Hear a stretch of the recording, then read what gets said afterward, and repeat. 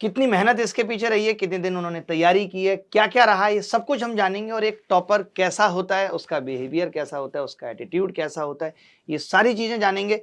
कोमल के सिलेक्शन में मैंने क्या रोल निभाया है, कोमल को मैंने मैथ्स पढ़ाई है 88 डेज वीडियो कोर्स से लेकर के, और बाकी सब ये बताएंगे इन्होंने कहाँ कहाँ पढ़ा है, कैसे कैसे पढ़ा है। तो शुरू से शुरू करते हैं। तो सबसे पहले कोमल, आप कहाँ की रहने वाली हैं? मैं नरेला दिल्ली की। नरेला दिल्ली की रहने वाली हैं। बट मेरे पेरेंट्स राजस्थान से है, मंडावरा, बहुत छोटा सा गाँव से। अच्छा, तो पेरेंट्स का ऐसा कोई प्रेशर था? मतलब मैं ये जानना चाहता हूँ, आप शुरू से पैशनेट थी, शुरू से पढ़ने में इंटेलिजेंट थी, या क्या ऐसी बातें थी जो आपको मोटिवेट करती थी कि मुझे लाइफ में आगे बढ़ना है, वो पेरेंट्स करते थे, या कब आपने ऐसा सोचा कि आपको गवर्नमेंट जॉब में जाना है? मैं ये जानना चाहता हूँ। मेरे फादर का हमेशा से ही था कि पढ़ाई पे फोकस होना चाहिए, मतलब पढ़ाई इज़ वेरी इंपॉर्टेंट, खेल भी इंपॉर्टेंट है बट पढ़ाई पे बहुत फोकस रहता था मेरे पापा का। तो उन्होंने ही बोला था कि करो जो भी करो बट पढ़ाई ज़रूरी है। तो उसके बाद धीरे धीरे करती गई। तो उसके बाद मैंने बैचलर्स करी फिजिक्स से। उसके बाद मैंने सोचा क्या ऑप्शन है करियर का मेरे कब पास। किया आपने बैचलर फिजिक्स से? मैंने 2021 में मेरी खत्म हुई है। 2021 में आप सोच रहे हो इन्होंने ग्रेजुएशन खत्म की, और 2021 वाला सीजीएल तो 2022 में हुआ आई थिंक, उसमें इन्होंने ऑल इंडिया रैंक 8 लेके आई है। यानी अगर कोई ठान ले तो कुछ क्या नहीं कर सकता। ऐसा नहीं है कि बहुत समय चाहिए कहीं पहुंचने के लिए, अगर आप सही दिशा में चलते रहते हो और मेहनत करते हो तो आपको एक दिन जरूर सफलता मिलती है। तो आपने गवर्नमेंट जॉब का कब सोचा था? हाँ, तो मेरे पास दो ऑप्शंस थे, या तो मैं मास्टर्स के लिए जाऊँ या करियर की तरफ। तो मैंने सोचा करियर की तरफ ही जाना था, मुझे मास्टर्स में इंटरेस्ट नहीं था। तो फिर प्राइवेट में इतना स्कोप नहीं था मेरे पास बैचलर्स की डिग्री के साथ। तो मैंने सोचा फिर गवर्नमेंट सेक्टर में ही ट्राई करते हैं। तो यूपीएससी के बाद शायद सीजीएल ही सबसे अच्छी जॉब प्रोवाइड करता है, तो इसलिए मैंने उसकी तैयारी स्टार्ट कर दी। तो आपने कोई टारगेट बनाया था? जैसे अभी इनको एमईए मिला है, एमईए, तो आपने कोई ऐसा टारगेट बनाया था? एमईए बहुत ड्रीम पोस्ट है, मतलब लोग सोचते हैं यार मुझे एमईए मिल जाए। आपने ऐसा कोई टारगेट नहीं किया? नहीं, मुझे सिर्फ ये पता था कि इनकम टैक्स इंस्पेक्टर लगते हैं सीजीएल से, बस। मैंने सोचा ठीक है, फिर मैंने तो बस तैयारी स्टार्ट कर दी कि बस इससे जॉब अच्छी मिलती है, बस ये सोच के। ठीक है, और फिर आपने पहली प्रेफरेंस क्या दी थी? मेरी एमबीए थी। तो फिर बाद में आपको पता लग गया था बाद में कि पता लगा, तो फिर मैंने सोचा एमबीए बेटर है। एमईए ले लेते हैं, थोड़ा सा बाहर चली जाओगी, हाँ। दीदी से भी लड़ने का मौका नहीं मिलेगा, बहन लड़ती रहती है। इनकी छोटी बहन भी इनके साथ आई है, और कमाल की बात यह है कि इनकी छोटी बहन ने इनको कहा, जब इनको पता चला कि यार बाकी सारे लोग कोई all India 13 rank girls topper हैं, ये मैं बता दूं ये गर्ल्स में आपकी सबसे ऊपर रैंक है। अगर हम देखें पूरे सीजीएल में कि गर्ल्स कोई टॉपर है तो आप हैं सबसे ऊपर। तो इनकी सिस्टर ने इनको इस चीज के लिए मोटिवेट किया कि देख तू टॉपर है और लोग किसी और का नाम बता रहे हैं, इससे अच्छा है कि तू इंटरव्यू दे। तो शुरू से शुरू करेंगे, मतलब आपने ग्रेजुएशन के दौरान ही तैयारी शुरू कर दी थी? हाँ, सेकंड ईयर से स्टार्ट कर दी थी मैंने, बेसिक बुक्स से। अच्छा, बेसिक बुक्स आपने पढ़ना शुरू कर दिया था सीजीएल। आपका ग्रेजुएशन 21 में खत्म हुआ। फॉर्म आपने तभी भर दिया था, सीजीएल था 2022 में। तो यानी आपको कितने महीने मिले थे प्री के लिए? प्री के लिए मेरी तैयारी, वैसे मैंने अप्रैल 2021 टारगेट बनाया था कि तब प्री होगा, तब मेरी तैयारी पूरी हो जानी चाहिए। तो और मेरी प्री हुआ कब है? ये हुआ 2022 में हुआ है, मार्च में। हाँ। यानी आपके पास, आपने अप्रैल को टारगेट बना, तो अप्रैल तक तो आपके पास बहुत कम वक्त था। नहीं, अप्रैल 2021 का टारगेट बनाया था मैंने दिसंबर 2020 तक फिनिश कर दी थी मेरी तैयारी, मतलब हो गई थी कि मैं दे सकती हूँ 21 में एग्जाम। बट मैं ग्रेजुएशन में रहते रहते ही? हाँ, बहुत बड़ी बात है ये तो, मतलब।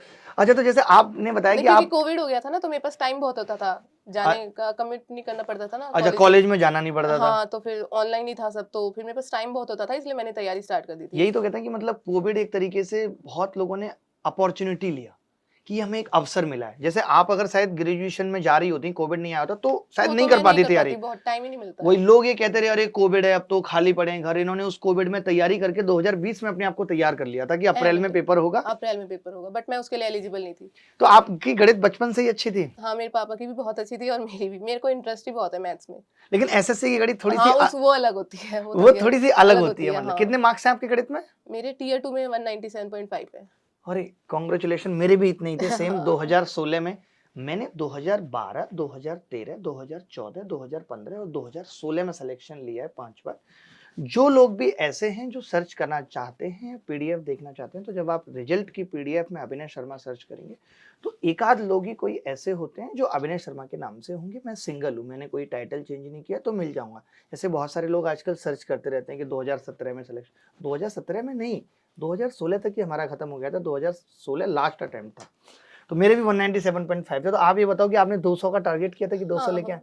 हो नहीं पाया आपसे, आप हमारी तरह निकल गई। हाँ, एक क्वेश्चन तो रह ही जाता है। एक मतलब वो ये कहते हैं ना कि जैसे रैंक के बारे में आपने कहा अभी इंटरव्यू से पहले कि भाई ये थोड़ा सा लक की बात होती है। हाँ, मतलब 8 रैंक ने भी 80 जितनी मेहनत करी होगी, बट कहीं ना कहीं डिस्क्रिप्टिव भी है, नॉर्मलाइजेशन भी है, तो एक दो नंबर इधर उधर हो जाता है। मतलब आप ये नहीं कह सकते इसमें लक बहुत बड़ी चीज है।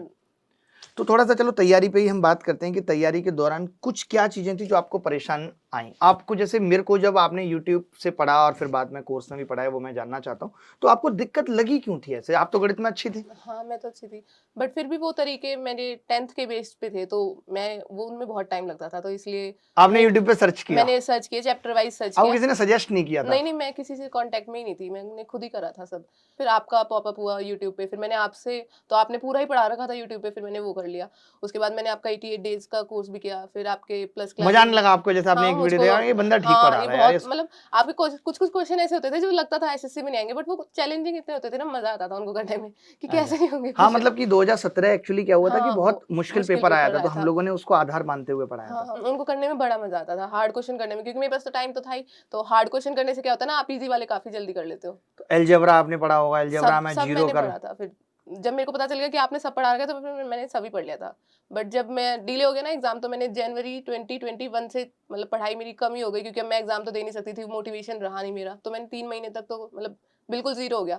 कहाँ मैं मतलब बहुत अच्छा स्कोर करती थी मॉक्स में, बट अब बिल्कुल ज़ीरो हो गया था। फिर अच्छा, मैं बीच में तैयारी छूटी भी? छूटी भी थी, हाँ। क्योंकि 2020 तक पूरी हो गई, फिर हाँ, फिर पेपर हुआ नहीं हाँ, वो 2021 में। सैचुरेशन पहुँच जाता है ना, आप अपने पीक को कब तक मेंटेन करोगे? फिर कोई मोटिवेशन नहीं है आपके पास एग्ज़ाम देने का, तो फिर इसलिए मेरी रह गया वो 3 महीने में। फिर मैंने सोचा नहीं, मतलब अगले साल तो आएगा ही, एग्ज़ाम तो देना ही है मुझे, देना ही है एग्ज़ाम। तो फिर मैंने सोचा नहीं, दोबारा स्टार्ट करते हैं, बट मेरा फिर बिल्कुल ही इंटरेस्ट नहीं था कि मतलब कहाँ पे थी, कितनी तेज़ कर लेती थी, अब वो उसी उन्हीं क्वेश्चन में इतना टाइम लग रहा है, तो फ्रस्ट्रेशन आने लग गया। तो मैंने सोचा मैं कुछ ऐसा करती हूँ जिसमें मेरे को इंटरेस्ट हो, तो मैंने रीज़निंग स्टार्ट कर दी ऐसे ही, क्योंकि वो थोड़ा लॉजिकल बेस्ड होती है, तो मेरा टाइम पास भी हो जाता था और थोड़ा-थोड़ा पढ़ाई में भी मैं आने लग गई थी उससे। तो फिर मैंने बैंकिंग की जो रीज़निंग होती है ना, मैं वो करने लगी धीरे-धीरे, धीरे-धीरे। फिर मेरे को पढ़ाई में थोड़ा इंटरेस्ट आया, फिर मैंने दोबारा मोमेंटम गेन किया। उसके बाद आपके मैंने बैच इसलिए जॉइन किया ताकि मेरा एक वो रूटीन बन जाए कि अगर आपने जैसे 1 हफ्ते लिया अलजेब्रा पढ़ाने में, तो मेरे पे प्रेशर रहेगा कि 1 हफ्ते में मैं अपने नोट्स कंप्लीट करूँ, जो मैंने अच्छा, बनाए। यूट्यूब के बाद फिर आपने कोर्स लिया हाँ, कि कोर्स लिया। मतलब, और वो सिर्फ इसलिए रूटीन वो बनाने के लिए। रूटीन बनाने, बाकी हाँ। तो आपको सब कुछ याद है, मैंने सब कुछ हाँ, पढ़ा ही आपने रखा पढ़ा है। ही रखा है, हाँ। क्लास में कमेंट नहीं करती थी आप कभी? नहीं, नहीं, मैं रिकॉर्डेड क्लास ही लेती थी। अब पता है ये चीज भी देखते हैं, बहुत से लड़कों को लगता है कि यार कमेंट कर देंगे हम तो ज्यादा अच्छा कर लेंगे ना, तो रिकॉर्डेड क्लास करके विदाउट कमेंट करके जिसको पढ़ना है ना, वो कहते हैं ना कि पता तब चलता है जब सिलेक्शन हो जाता है।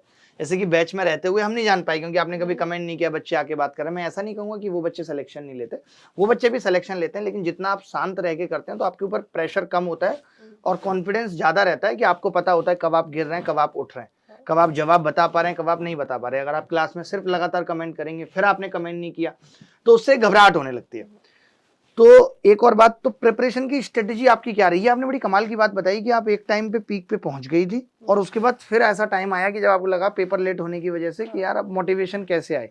तो फिर एक रूटीन बनाने के लिए हमें ये होता है कि हम कोई क्लासेस कर लें, कोई क्लास, क्योंकि डिसिप्लिन जरूरी है। डिसिप्लिन ज़रूरी है। तो मॉक कितने देती थी आप एक वीक में? मैं तो डेली ही देती थी मॉक। डेली मॉक देती हाँ। थी? और स्कोर ऊपर नीचे हो रहा है तो थोड़ी सी टेंशन होती थी कभी? नहीं, उसमें तो नहीं होती थी मेरे को। मतलब मुझे उतना। पता है मेरा मेरा कितनी कैपेबिलिटी, मैंने कितना पढ़ा है, अच्छा, तो आप जैसे बहुत से बच्चों का, आप उन बच्चों का मैं चाहता हूँ कि आप इलाज करें। बहुत बच्चे ये कहते हैं हमसे, सर मेरे मॉक में बहुत कम नंबर आ रहे हैं। आप बताइए कि क्या कोई टीचर बता सकता है कि किसी के मॉक में क्यों कम नंबर आ रहे हैं और क्यों ज्यादा आ रहे हैं? ये तो इंडिविजुअल पे ही डिपेंड करता है क्यों कम आ रहा है। आपको ही एनालाइज़ करना पड़ेगा कि आपका क्या वीक पॉइंट है, क्या स्ट्रॉन्ग पॉइंट है। हाँ, वो टीचर नहीं बता कोई सकता, और तो तो उन बता ही नहीं बच्चों के लिए सकता। बताइए कि जैसे मॉक में अगर कम स्कोर आ रहा है तो उनको क्या करना चाहिए और कैसे वो बढ़े? वो चैप्टर नोट कर सकते हैं और फिर देख सकते हैं कि किस चैप्टर के गलत हुए हैं। लगातार मतलब 1 हफ्ता करके देखें, फिर देखें अगर एक ही चैप्टर है जिसमें बार-बार गलत हो रहे हैं, तो उसको दोबारा करें। अच्छा, जैसे आप अच्छी थी पढ़ने में, जैसे कभी आपको मैथ्स में डाउट आ गया किसी सब्जेक्ट में, तो वो डाउट आप किस तरीके से मैनेज करती थी? कोई ग्रुप बना रखा था व्हाट्सएप या किस तरीके से? या नहीं। मुझे लगता है वैसे जिस टाइम पे आप पढ़ी हैं उस टाइम पे मैंने इतना पढ़ाया है कि डाउट का स्कोप छोड़ा नहीं है। कभी-कभी होता था तो मैं उसका सॉल्यूशन लिख लेती थी। उसके बाद जब मैं उसी चैप्टर पे दोबारा आऊँगी ना रिवीजन पे, तब तक थोड़ा और लेवल बढ़ जाएगा, तो वो समझ में आ जाएगी तो आपने चीज़। कितनी बार रिवीजन किया है एग्जाम से पहले? मैंने खुद के नोट्स बनाए थे मैंने, तो मैंने उन नोट्स को कम से कम 4-5 बार तो आराम से पढ़ लिया होगा।